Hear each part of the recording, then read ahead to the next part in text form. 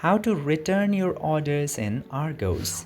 Now in order to return your orders in Argos, just simply open your browser and search for Argos in there. And once you do that, this argos.co.uk option is gonna appear in the very top. Just simply open it, and once you open that, this home page is gonna appear in your screen. Just simply tap into these three lines from the top left corner, and once you tap in there, you're gonna see the option of returns. Tap to returns option, and after tapping in there, in order to return your order, you just simply need to write down the order number right here, which will be into your order section. Check that out. If you don't know, just simply enter the order number, then enter your email address, and then last name.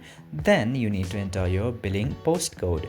Then it will show you view my order, and if return policy is available for that specific order, you can very easily return that. I hope this video was informative. If yes, don't forget to hit that subscribe button.